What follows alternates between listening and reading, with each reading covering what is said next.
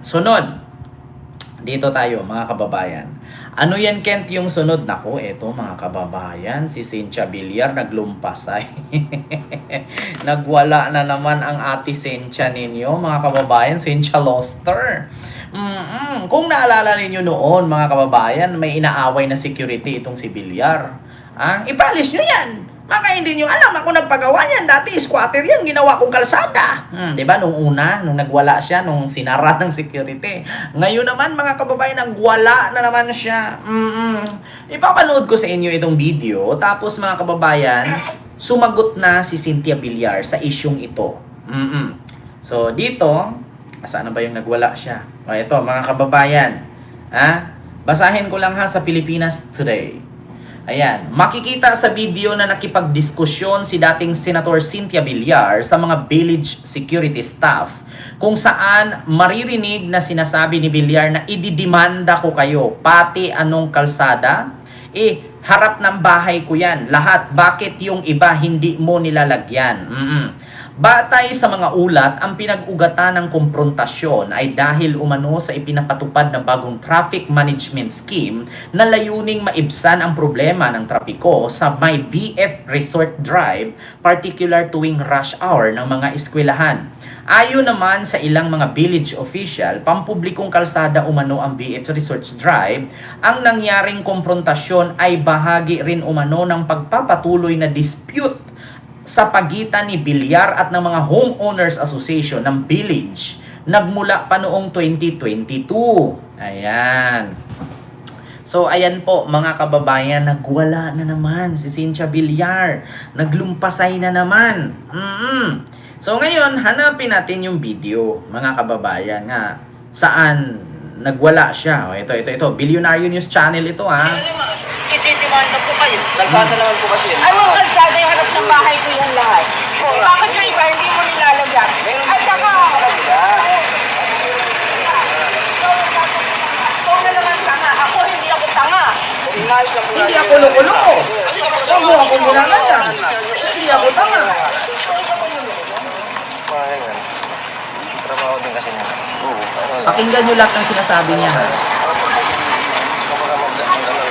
Kasi may quiz tayo.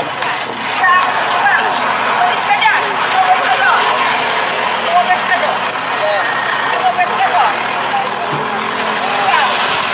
Ito, alam namin ito.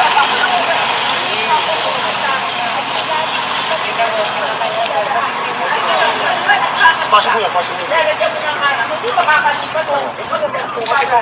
May dyan naman po kami nag-alis. Huwag kang mo akong kinuhan nila. Dati naman wala yan. Okay naman, hindi naman nagka-traffic eh. Wala naman yung traffic. Ito. Ako magagalit sa akin. Ngayon kasi kami nagtatrabaho lang. Nagtatrabaho ka. Illegal na yung... Pakita mo sa kanila, yung BF Resort Homeowner Association na yan, inuwan, illegal na yan. Ayaw niya lang bumalik sa pwesto. Narinig nyo mga kababayan yung sabi niya? Yung BF Resort, illegal yan. Illegal na yan. Ayaw nilang umalis sa pwesto. Yun ang sabi niya. Mga kababayan, narinig nyo sa boses niya. Sa kanila, yung BF Resort Homeowner Association na yan, inuwan, illegal na yan. Ayaw niya lang bumalik sa pwesto. Anong hindi nyo alam?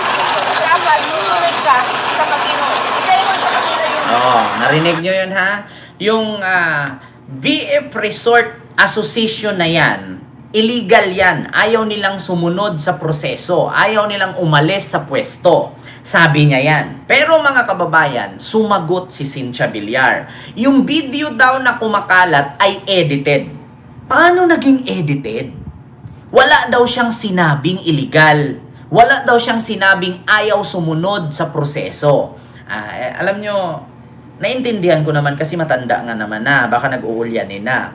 Pero mga kababayan, sumagot po siya. Ang sabi ni Villar, ito po, mga kababayan, ayan, Billionaire News Channel. Ayan, basahin ko lang. Former Senator Cynthia Villar comes on Tuesday said a viral video showing her confronting village security personnel was edited. So, paano naging edited yun? Isimula nung nagwala siya hanggang sa umalis siya, nandun yung video. Walang edit dun, ang labo-labo nga eh. Arguing that the incident stemmed from the installation of bollards on what she claims is her property without prior consultation. So, yun daw nilagay na bollard doon para pang ano sa traffic ay wala daw ano yon tawag doon consultation, wala daw paalam sa kanya kasi harap daw ng property niya yon. Actually, para sa akin mga kababayan, no, kung ang bahay mo ay harap ng kalsada, yung kalsada hindi sa'yo. Yung kanal pwede pang angkinin mo. Pero pag sinabing kalsada yan, government na yan.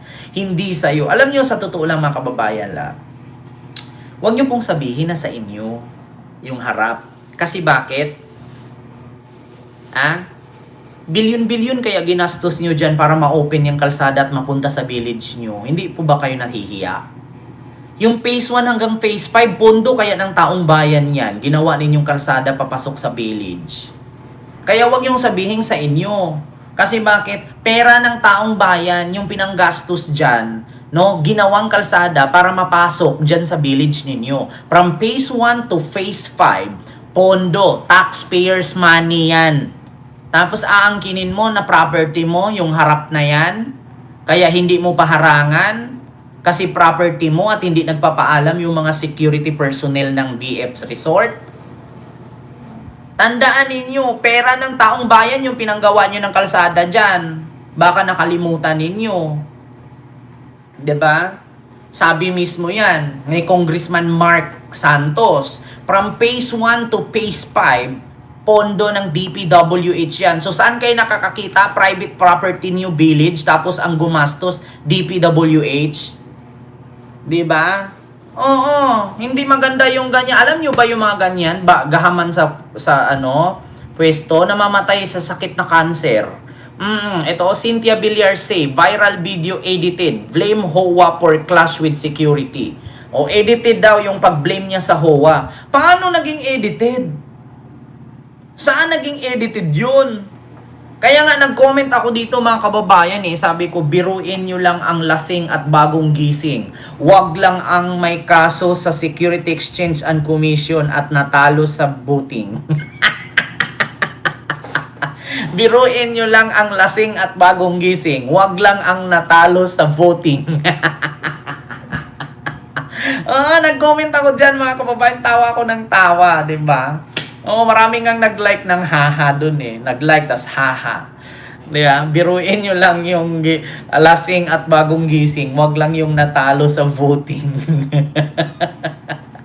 Ay, naku, mga kababayan. Tignan ninyo, nagwala. Tapos sumagot ka ngayon, sabihin mo, edited.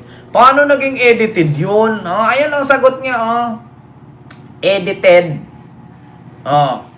Yung blames HOA for clash with security. Sige nga, tignan nga natin ulit mga kababayan kung saan ditong edited. Billionaire News Channel video to. Paano naging edited yan? Video ng Billionaire yan Bidimanda ko sa'yo. Inyo yan. Kaya nga ilalagay yan. Ito lahat ito. Mula dito. Lahat yan. Sa kanya lang naman yan, Mula dito hanggang dito, akin lahat yan. Putang ina, parang si FLM lang May ads po mga kababayan. Diba? Akin lahat yan.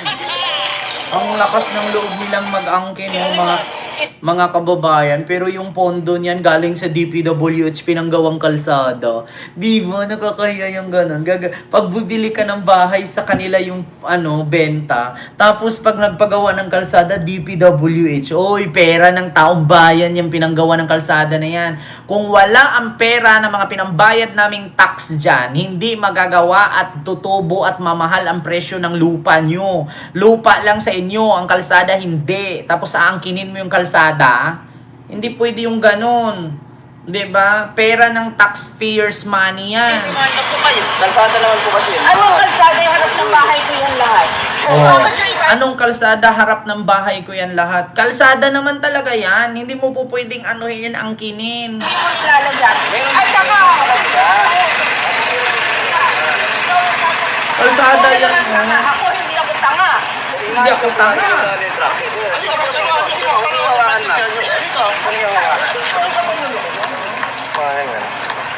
Trabaho din kasi niya. Oo, ano lang. Sumunod lang naman sa trabaho yung mga security. Dapat puntahan niyo yung homeowners. Umalis ka dyan! Umalis ka doon! Umalis ka doon! Umalis ka doon! Yung kalsada. Anong kalsada? Akin lahat yan. Wow! Akin lahat. Saan napunta yung 18 billion ba yun? 13? Saan napunta yun? Yung pinanggawa ng DPWH. At bakit mayroong proyekto ang DPWH sa loob ng village ng Camela, dyan sa Cavite, na covered court or multipurpose building? Diba? Billionaire News Channel din yun galing. Tapos sasabihin niyo, anong kalsada? Akin lahat yan. Harap ng bahay ko yan. Alo, bakit ganun? Kaloka. Kaloka. So, kapag ka dumaan pala yan siya dyan, tapos nakaharang yung sasakyan mo, papagalitan ka niya kasi kalsada niya yan. Hala, pangit ng ugali na ganyan. Kaya nga pala sabi talaga nila na pangit daw talaga ugali niyan, mabait daw yung lalaki. Diba? Mabait daw yung lalaki. Mga kababayan. Sabi ni Sir Arthur de la Cruz, meron na daw dementia at high blood pressure. Kalukuhan mga kababayan, di ba? Kita ninyo. Charlie Borinaga, hello po sa'yo dyan. No? At kay Jerisel Pono, hello po. And kay Ma'am Joannis Chang. Di ba? Naku, nasaan na si General Torre. Di ba? 2026 na lahat high-tech na. Alam na namin ang pinagagawa nyo. Sabi ni Shushu. Ayan, di ba? So, yun po yun Ma'am Catherine, hello po. And kay Jesus Velasquez, hello po. And kay Flora Rabara, hello po. No? Yun po yun. Mga kababayan, yung ating reaction sa mga oras na ito. No, hindi ko na masyadong habaan po mga kababayan kasi dalawa lang po talaga yung nakita ko. Oh, yung lalaki daw talaga, Ma'am Christina Mangusing, mabait daw talaga yun. Pero yung babae daw talaga iba ugali. Totoo po yan kasi ang dami ko pong kaibigan na taga dyan. Mahilig daw talaga yan mabuka daw kasi talaga yung babae. Oo, mas mabait daw yung lalaki. Sobrang bait daw nun, tahimik lang, tapos puro lang ganun. Lalo na daw yung biyenan niya, sobrang bait. Yung nanay nung lalaki. Oo, yung biyenan niya. Sobrang bait daw nun.